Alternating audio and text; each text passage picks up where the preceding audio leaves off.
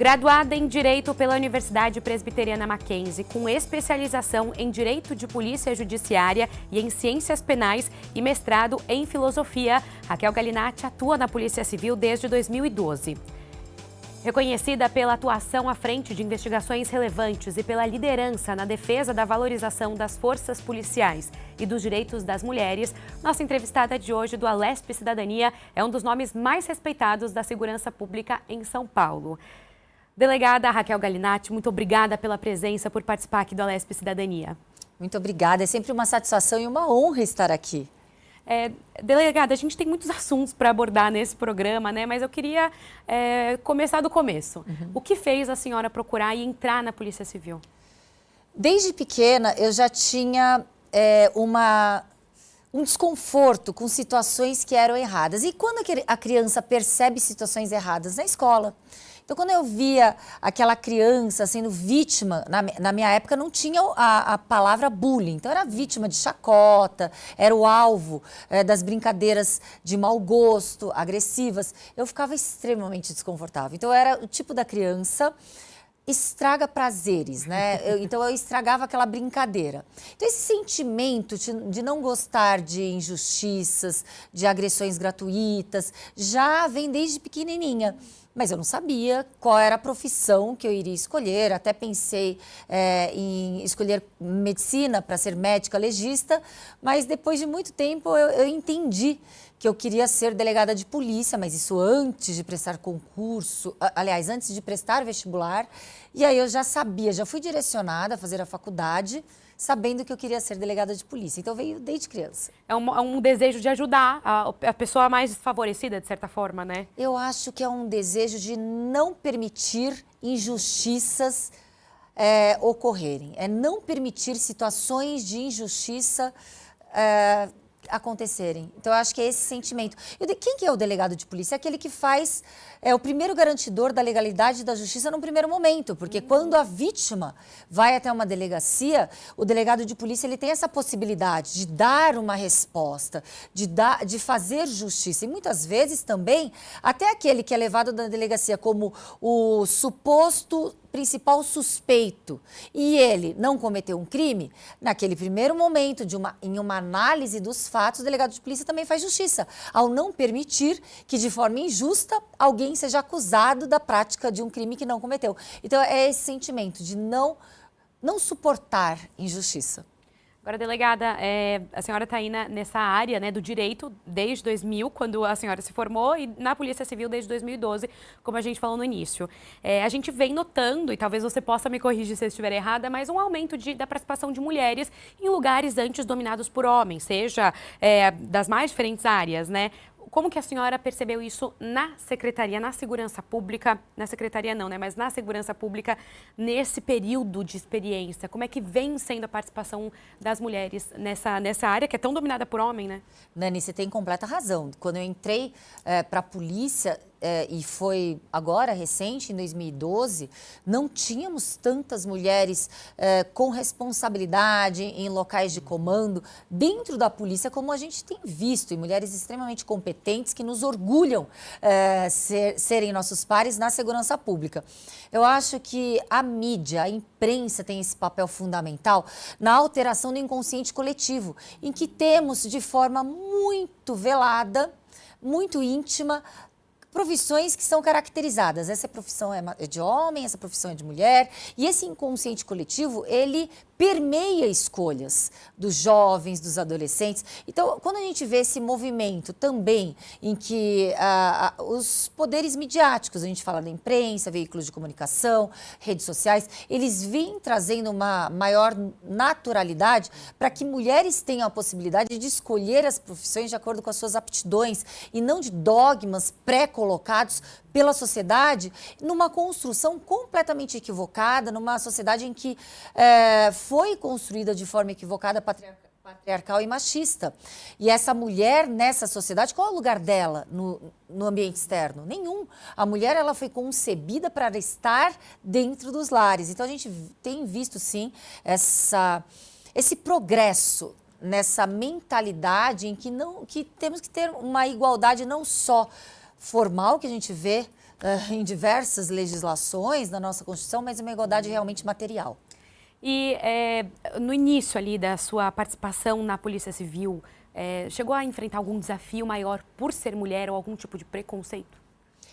No início, não. No início, qual é a possibilidade de alguém ingressar nos quadros policiais? Através de concurso público, algo extremamente democrático. Homens e mulheres, eles prestam um concurso e, de acordo com critérios objetivos, eles passam nesse concurso e ali integram os quadros. Mas quando foi ali convidada a ser presidente do sindicato, a ser candidata a presidente do Sindicato dos Delegados de Polícia do Estado de São Paulo, já como candidata, eu já percebi desconforto. E quando a gente não tem conhecimento amplo, a gente não consegue detectar que esse desconforto é um machismo, é um preconceito. A gente até se culpa. Será que eu estou sendo audaciosa demais por aceitar essa missão de concorrer a ser presidente do Sindicato dos Delegados, algo que nunca nenhuma delegada de polícia, nesses mais de 150 anos da época de polícia, quase 200 anos de polícia, né, bicentenária, conseguiu ou se atreveu, né? É uma situação em que a gente até se sente um pouco culpada por esse desconforto. Então, claro, o conhecimento, ele traz essa segurança. Então, eu fui conversar com outras colegas que já estavam em carreiras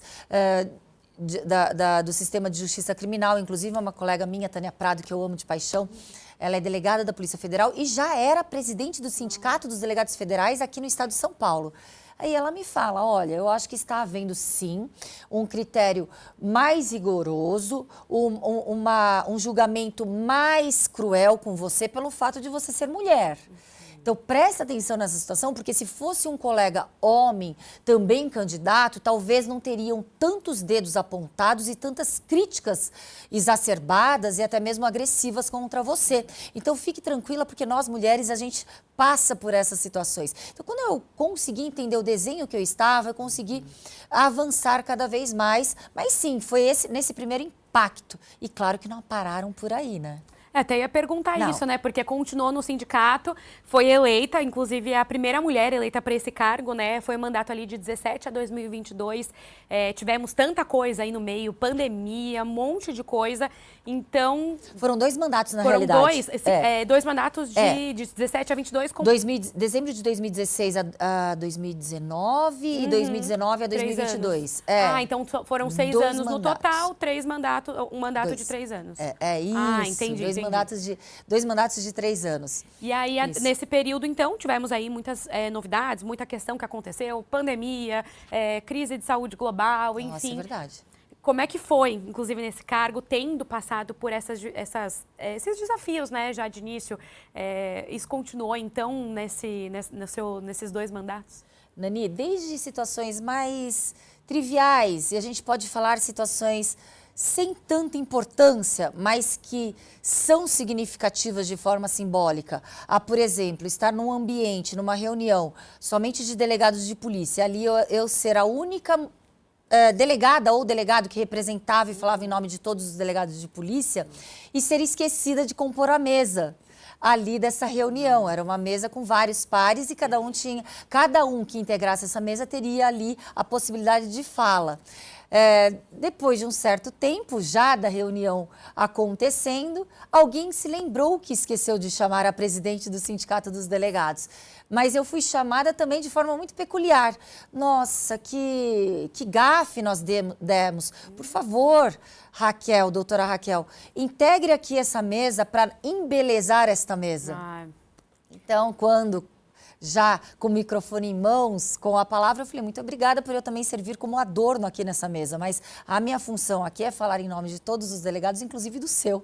É por isso que eu estou aqui. Então, é uma situação em que mais sutil, que pode até aparentar um excesso de zelo ou um excesso de melindre, mas que a gente sabe que tem um significado muito maior. Ou situações até problemáticas, como, por exemplo, quando um governador, no meu mandato, teve a brilhante ideia de colocar todas as delegadas de polícia do estado de São Paulo como responsáveis das delegacias de defesa da mulher, que são extremamente importantes. A gente sabe que é uma situação muito desigual, é uma situação muito covarde que tem quando a gente tem nesse contexto doméstico familiar. Só que a gente tem um grande problema. Se a gente tem num contingente da polícia, a gente não chegamos a 17% de delegadas de polícia no quadro dos delegados de polícia, em torno de quase 1.600. Como é que essa conta iria fechar? E foi isso que a gente discutiu com a direção à época da Polícia Civil, que se para solucionar uma injustiça social contra as mulheres, uma injustiça institucional contra as mulheres seria feita na Polícia Civil, porque na Polícia Civil as mulheres não poderiam optar qualquer outra aptidão ou cargo ou esfera de combate ao crime, se não defesa da mulher, porque ela era mulher. Porque se a gente tem 17% de mulheres, essa conta não fecha. Nem se todas as delegadas de polícia fossem designadas para as delegacias das mulheres, não ia fechar a conta, porque não teríamos delegadas o suficiente. Num contingente de 1.800, 400 ou 500 delegadas.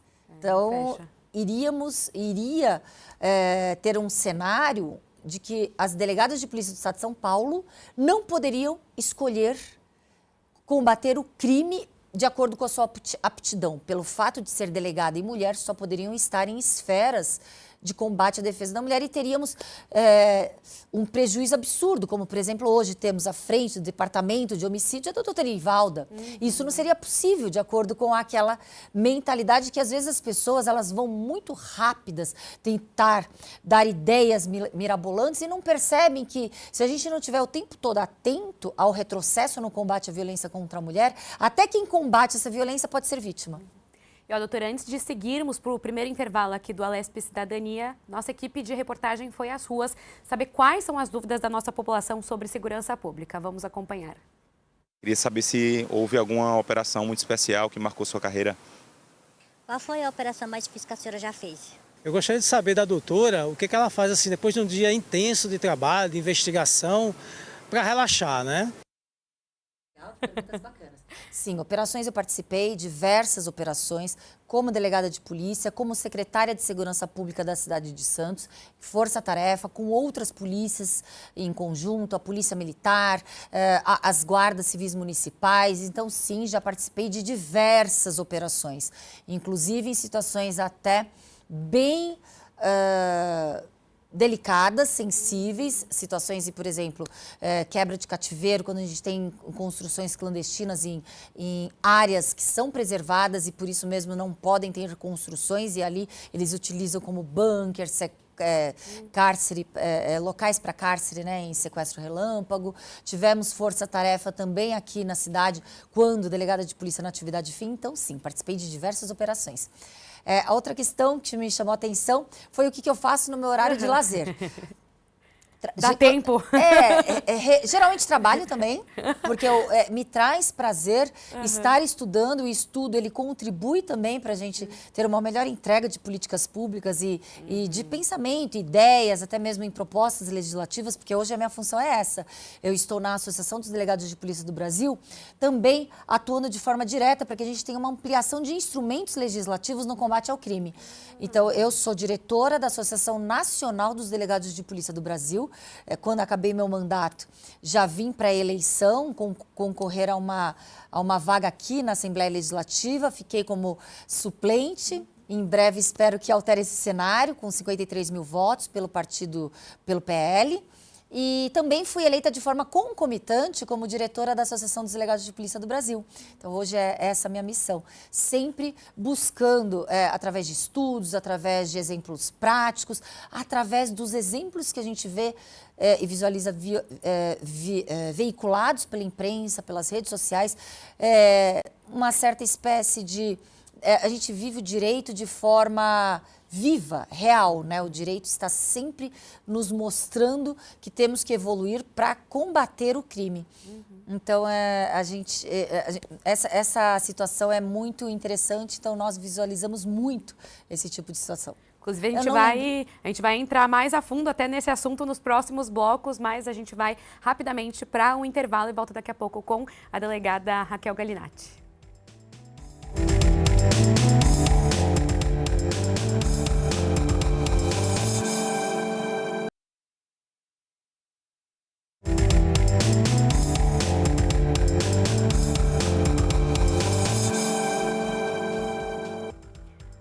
Voltamos com a Lespe Cidadania hoje com a delegada Raquel Galinatti. Delegada, não posso deixar de abordar um tema recente que movimentou muito a segurança pública aqui no estado, que foi o assassinato do delegado Rui Ferraz Fontes. Ele tinha um cargo no litoral, né, na secretaria ali de Praia Grande, um pouco semelhante do que a senhora também tinha em Santos, né, como secretária de Segurança Pública. E a senhora deixou o cargo 3 meses antes do assassinato do delegado. Queria saber o que motivou a sua exoneração. Na época, até recuperei algumas matérias da época. Elas informavam a sua saída, mas não explicavam. E aí, com a morte do ex-delegado, teve ali algum assunto que acabou unindo, né, juntando esses dois casos. O doutor Rui é um delegado, um policial altamente respeitado por todos nós, policiais. A maior autoridade que combateu o crime organizado, a facção criminosa PCC do Brasil.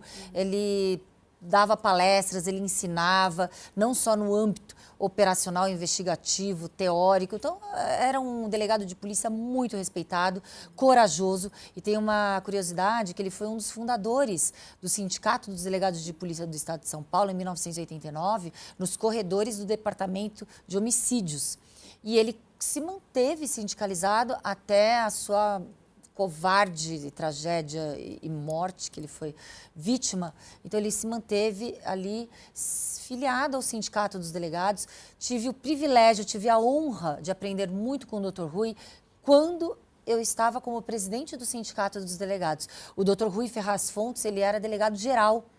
E ele tinha a liberdade de, muitas vezes, pode até parecer antagônico, né? Porque quando você é presidente do sindicato, você está do lado dos policiais, muitas vezes alguns interesses são antagônicos com o governo.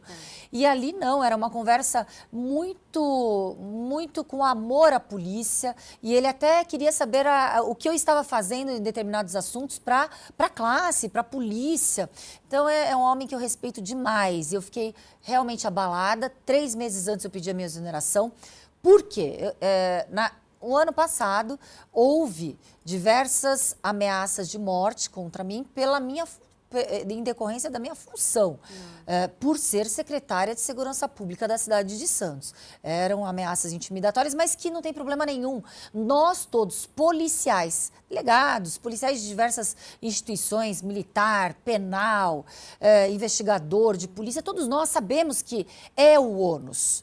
Combater o crime, atrapalhar a máquina de engenharia do crime, você vai se tornar um obstáculo. Então, a gente sabe que o crime tenta intimidar quem combate. Seja o crime em facção criminosa, numa situação macro, como o Dr. Rui combateu, sejam os crimes a varejo.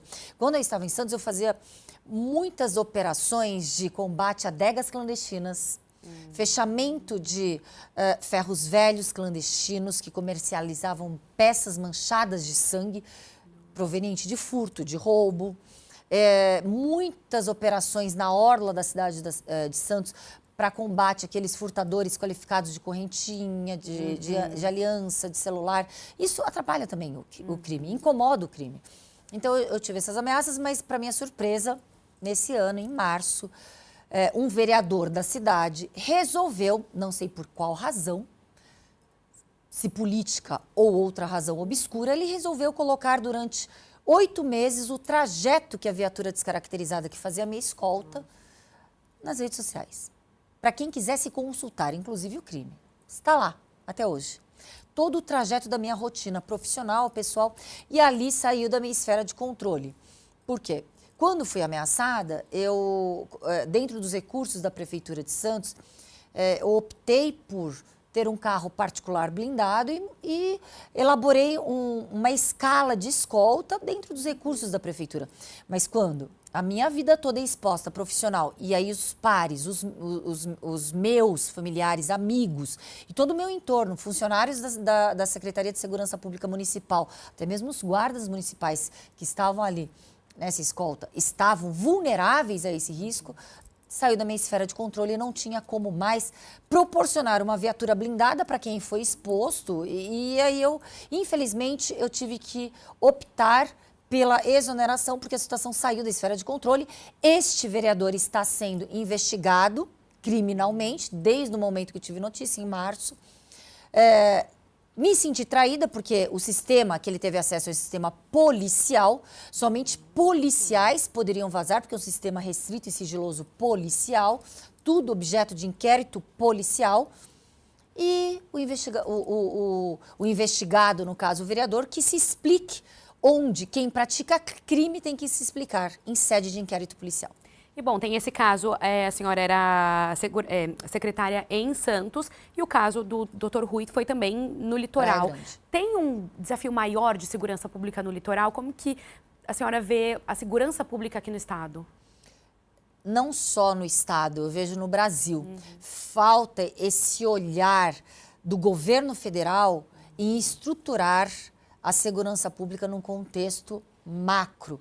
Nós temos diversos instrumentos para que a gente tenha ali mais possibilidade de combater o crime, principalmente o crime que já ultrapassa as fronteiras estaduais. São crimes de fronteiras internacionais, que a gente está falando em facções criminosas, em faccionários, né, que a gente pode falar que já está no mesmo patamar de narcotráfico.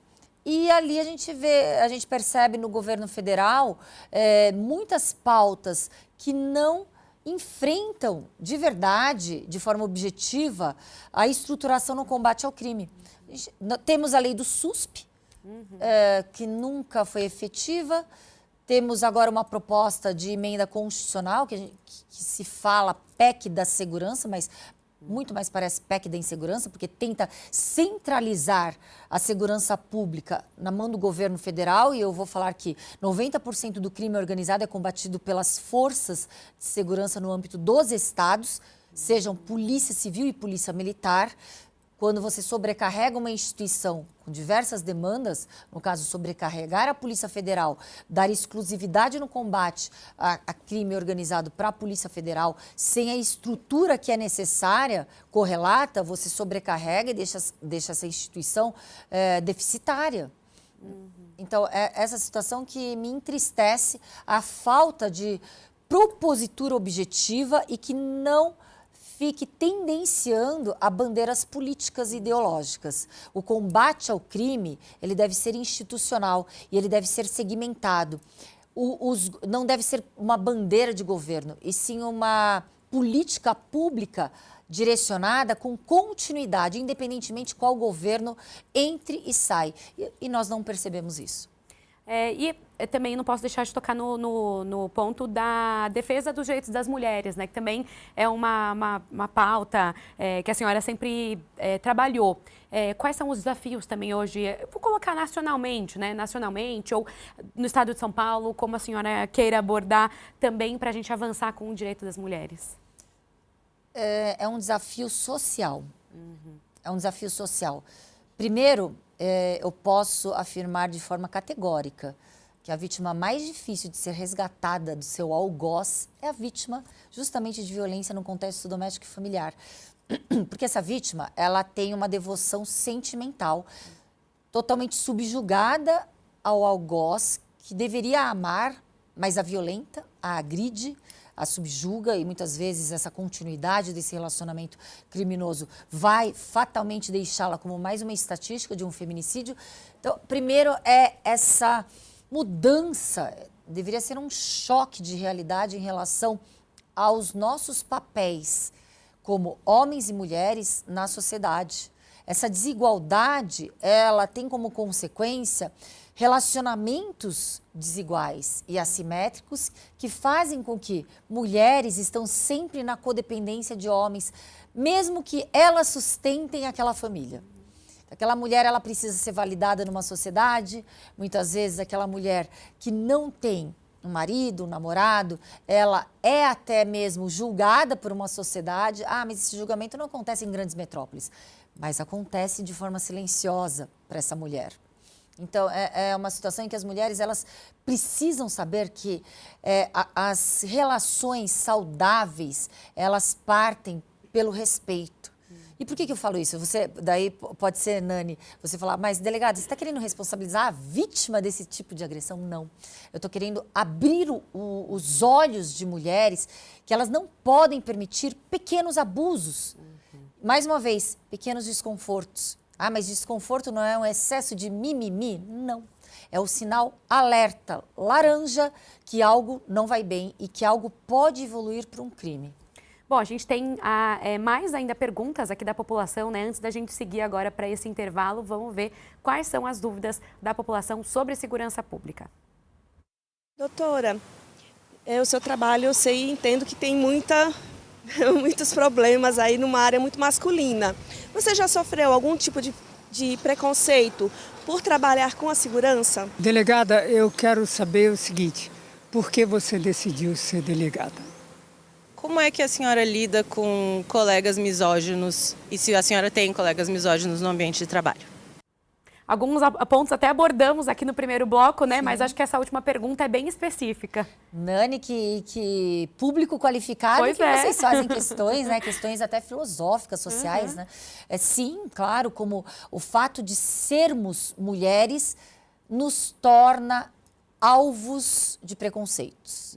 Independentemente de você escolher uma profissão como medicina, delegado de polícia, jornalista, a área da beleza, estética, saúde, sim. Então, mas muitas vezes eu demorei para perceber que estava sendo vítima de algum certo tipo de violência, porque nós nos cobramos muito. E quando esse desconforto vem, nós não conseguimos visualizar que é uma agressão. O primeiro impulso imediato é acreditar que estamos indo além, que estamos sendo uma impostora naquele local de desconforto, como local de representatividade, de liderança. Então, será que eu fui além? Será que eu não tenho capacidade? Será que o meu lugar é aqui? Então, esse é o primeiro impulso de nós mulheres. Eu falo com conhecimento de causa. Então, por isso que é necessário que a gente tenha homens do nosso lado que não estão com esse olhar tão viciado, acostumados a serem julgados, pré-julgados, sabatinados, e ali te dão um start. Espera lá, você não tem que aceitar isso.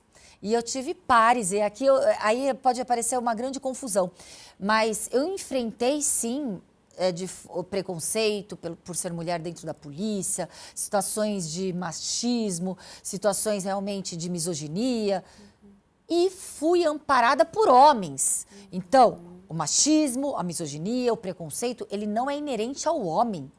Ele é inerente ao ser humano viciado, que tem já, de forma condicionada, perpetrar essa situação tão injusta para nós mulheres. Então, muitos homens, e ali a polícia é predominantemente masculina, fala, pera lá, Raquel, você vai deixar isso acontecer? Não está certo.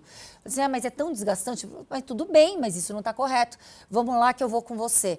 Então, é isso que a gente precisa na nossa sociedade, a evolução. E nunca estigmatizarmos homens e mulheres numa polarização, como uma polarização política, uma polarização de homens e mulheres. Os homens que estão concatenados, que estão querendo também, como nós mulheres, espaços mais iguais, não admitem abusos, agressões e misoginia.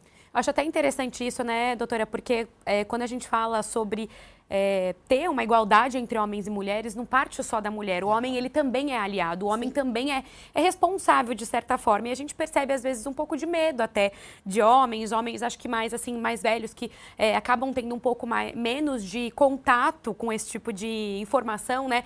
De acabarem ficando um pouco ali com medo de passar um pouco do limite, não saber exatamente como lidar com isso, mas é importante que a gente explique que eles também ajudam e devem e podem ajudar, né, a gente. E com tristeza eu falo que as situações mais graves, violentas até, de desqualificação como profissional, como delegado de polícia ou na esfera política, partiram de mulheres. Mulheres.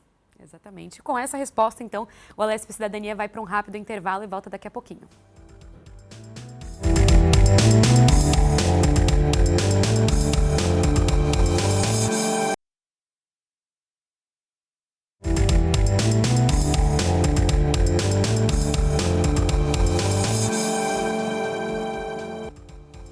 O Alesp Cidadania está de volta com a doutora Raquel Galinatti, delegada da Polícia Civil desde 2012, reconhecida pela atuação à frente de investigações aqui muito importantes e relevantes aqui no estado de São Paulo. A gente continua, então, a nossa conversa.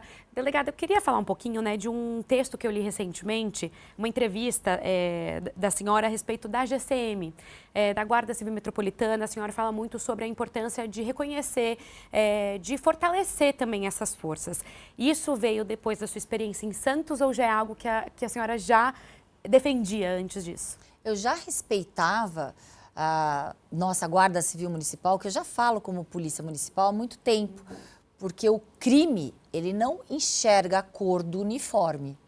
Ele enxerga ali um policial e esse policial está justamente para neutralizar toda ameaça criminosa.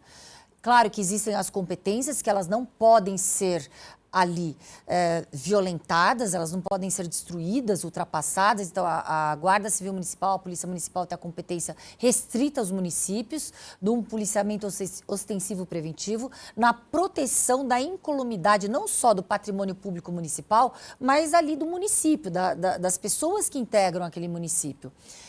E atua de forma muito colaborativa com as forças do Estado, tanto a Polícia Civil quanto a Polícia Militar. Então, eu acredito que quanto mais tivermos as polícias fortalecidas, mais conseguimos combater o crime.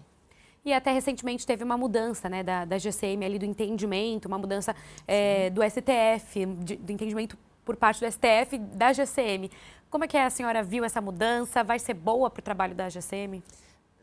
Nani, eu vi como muito importante, porque existia uma zona cinzenta quando um flagrante era conduzido por um guarda civil municipal ou metropolitano até uma delegacia de polícia e ali muitas vezes aquele flagrante ele era em fase de processo criminal até mesmo anulado, porque existia muita dúvida se o guarda civil municipal ele poderia ter essa atuação do policiamento ostensivo preventivo ou ele estava restrito somente à proteção da incolumidade do patrimônio público municipal, ou seja, prédios públicos municipais. Então, foi um avanço, foi um acerto esse posicionamento em tema de repercussão geral, tema 554 do STF, e acredito que isso só avançou para proteger a população, o munícipe, e em colaboração com as forças estaduais. Foi um avanço e deu mais segurança justamente para os guardas civis municipais atuarem sabendo que ali eles estão instrumentalizados e estão amplamente amparados pela lei. Bom, ainda falando de melhorias que a gente pode fazer na forma como a segurança pública é conduzida ou nas ferramentas da segurança pública no estado de São Paulo, a gente sempre vem falando mais recentemente sobre inteligência artificial, o uso de tecnologias. Como que é isso na polícia? A polícia ela precisa cada vez mais coadunar com a modernidade, inclusive líquida, que Bauman diz, que são a rapidez de informação, a rapidez de conteúdo e a rapidez com que o crime evolui. Nós temos uma porcentagem altíssima de crimes que antes eram praticados no ambiente físico, migrados para o ambiente virtual, desde golpes, até mesmo angariar vítimas para tráfico de pessoas, sequestro relâmpago, diversos crimes praticados ali através das redes sociais, né? E recentemente eu participei de uma audiência pública lá no Congresso, na Câmara dos Deputados Federais, a respeito da pedofilia digital. Então, existe sim a necessidade das polícias estarem estruturadas, treinadas, com armas superiores aos criminosos para essa realidade que está cada vez mais latente e viva, que são os crimes praticados e instrumentalizados através dos meios digitais. Que a gente olha em tecnologia, a gente fala tanto dos crimes cometidos dentro, mas também de como a tecnologia pode avançar no trabalho, né? Então, hoje em dia, a inteligência artificial tem ajudado aí, a gente vê aqui em São Paulo, por exemplo, o reconhecimento facial, né, de alguns criminosos, mas também traz esse problema, então, dos crimes cometidos no ambiente virtual. Tivemos uma discussão muito intensa recentemente da adultização, como isso também abre ali, né, como pequenas coisas que a gente faz no nosso dia a dia, mostrando ali uma criança, mesmo que de costas. isso pode ali ser muito utilizado por pedófilos.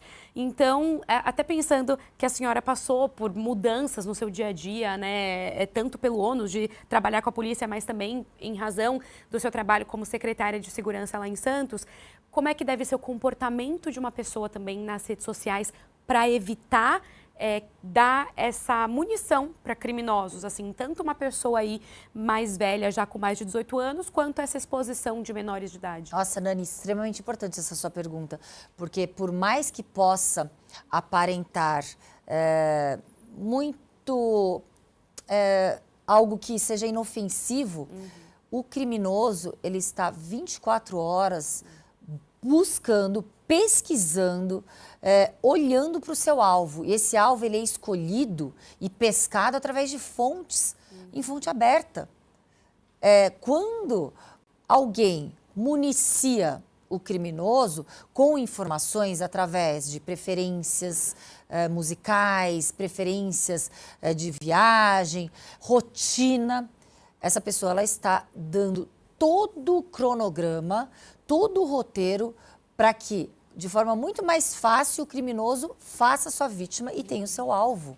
Da mesma forma que nós, policiais, conseguimos, sim, identificar criminosos em redes sociais, porque muito vem da vaidade do criminoso.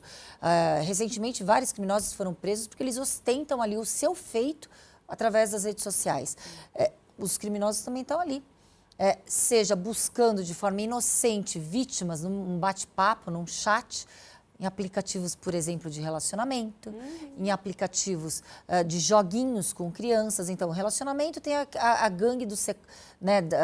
nem falo mais gangue, são as organizações, as associações criminosas que buscam ali praticar o golpe do Tinder com sequestro e cárcere privado.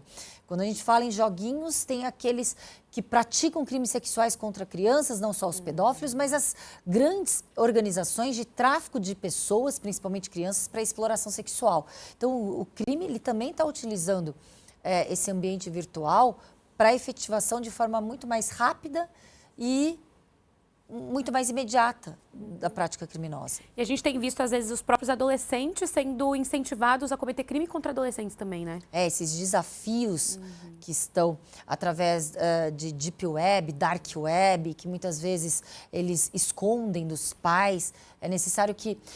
Eu vou fazer um quadro muito ilustrativo. E eu vi, inclusive, sendo veiculado, né, como uma campanha educativa. Você tem uma criança, você deixa a criança dentro do quarto e aí você coloca uma caixa ali para aquela criança.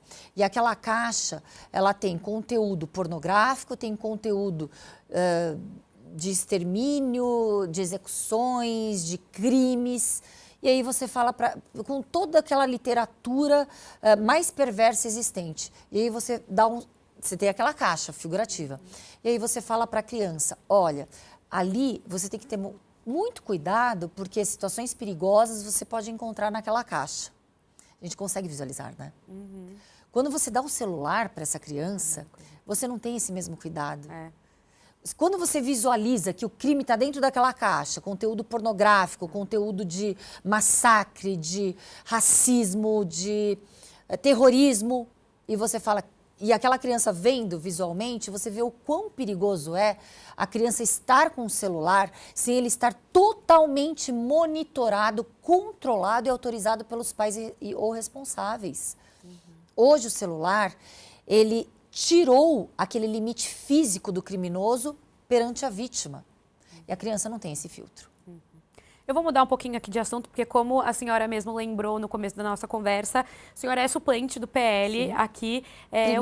Primeira suplente do PL aqui na Alesp. Eu queria entender o que te fez entrar na política, né? A senhora falou também ali no começo sobre esse desejo de combater as injustiças, né? De não deixar que uma injustiça avance. Essa entrada na política vem desse mesmo desejo? Eu não imaginava que eu estaria na política, mas nós estamos 24 horas na política. Viver é estar na política. Tentar, de uma certa forma, representar pessoas que tenham o mesmo ideal, os mesmos objetivos, é uma forma de estar na política. poder entregar políticas públicas para soluções injustas, seja de desigualdade social, seja situação de insegurança, que esses criminosos que submetem a população, é política. Então, quando na política institucional, representando os delegados de polícia, avancei representando a polícia em diversos pleitos. E eu vi que havia uma necessidade de representar mais, porque para que a gente tenha uma segurança pública de qualidade, quem vai ser o destinatário? O povo, a população. Muitas vezes, como representantes dos delegados, nós tínhamos instrumentos limitados. Como parlamentar, os instrumentos ampliam. A voz é ampliada em relação justamente a uma melhora na segurança pública no contexto geral. Bom, a gente está caminhando para os últimos minutos aqui do nosso programa, mas eu não posso deixar de perguntar, de pedir, na verdade, né, um conselho que você daria para jovens. Acho que a gente pode até focar um pouquinho em mulheres, em jovens mulheres que queiram ingressar numa carreira como delegada, queiram ingressar, talvez assim, de forma geral, até no direito, mas especificamente na polícia. Qual o conselho? Que tenha, para as meninas, para as mulheres, que precisamos de mais mulheres na polícia.